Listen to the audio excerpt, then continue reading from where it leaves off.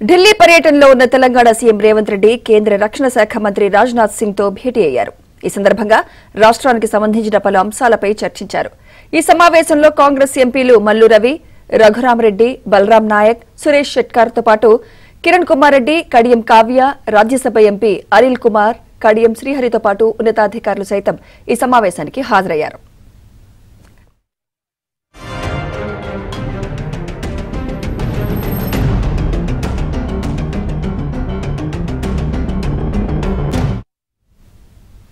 ఈ భేటీకి సంబంధించి మరింత సమాచారం మా ప్రతినిధి సతీష్ అందిస్తారు. సతీష్.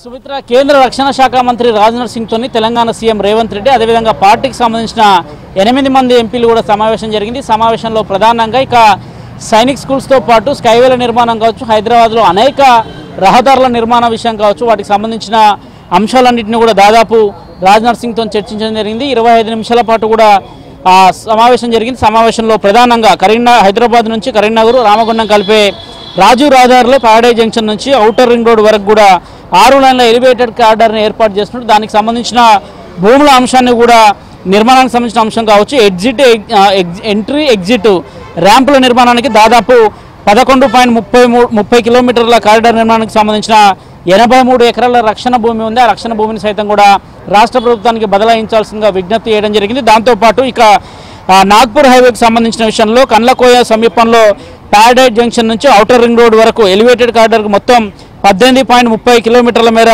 ప్రతిపాదించి అందులో 12.68 కిలోమీటర్లకు సంబంధించిన 6 లైన్ వేలకు సంబంధించి ఎలివేటెడ్ కారిడార్కు సంబంధించిన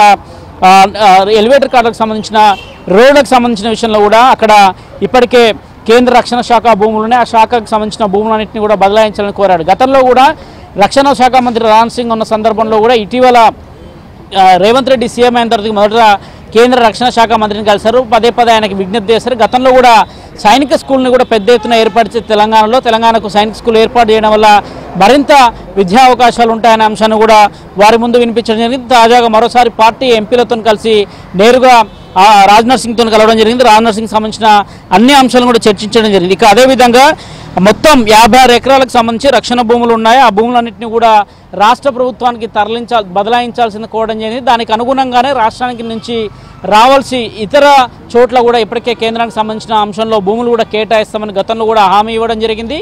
అందులో భాగంగానే ముఖ్యంగా ఎక్కడైతే సిటీ ట్రాఫిక్ ఉండి, ఎక్కడైతే ఎలివేటెడ్ కారిడార్స్ అవసరం ఉందో, ఎక్కడైతే స్కైవేల నిర్మాణం అవసరం ఉందో ఆ నిర్మాణాలకు సంబంధించిన అంశంలో రక్షణ శాఖ మంత్రితో సమావేశం జరిగింది. అనంతరం తిరిగి సాయంత్రం 6:15కు కేంద్ర మంత్రి మనోహర్ లాల్ ఖట్టర్తో కూడా సమావేశం జరగబోతుంది. ముఖ్యంగా రాష్ట్రంలో చేపడుతున్న గృహాలకు కావచ్చు, ఇతర అంశాలకు కావచ్చు, ఏ విధంగా ముందుకు వెళ్ళాలి, కేంద్రం నుంచి ఏ విధంగా రాష్ట్ర ప్రభుత్వానికి సహాయం అందించాలనే అంశంలో కూడా వారిని కూడా కలవబోతున్నారు. అయితే మరికొంతమంది కేంద్ర మంత్రులు కూడా కలిసే అవకాశాలు చాలా స్పష్టంగా ఉన్నాయి. ఢిల్లీ పట్టణంలో సీఎం రేవంత్ రెడ్డి పార్టీకి సంబంధించిన ఎంపీలందరినీ కూడా కలుపుకొని నేరుగా కేంద్ర మంత్రుల నివాసానికి వెళ్ళి వారికి రాష్ట్రానికి సంబంధించిన అంశాల్లో అనేక అంశాలను వివరిస్తున్నారు. మరికొంతమంది కేంద్ర మంత్రులను కలిసేందుకు ఇప్పటికే అపాయింట్మెంట్ కోరడం జరిగింది. ప్రస్తుతానికైతే కేంద్ర రక్షణ శాఖ మంత్రితో పాటు మనోహర్ లాల్ ఖట్టర్ని సైతం కూడా కలవబోతున్నారు.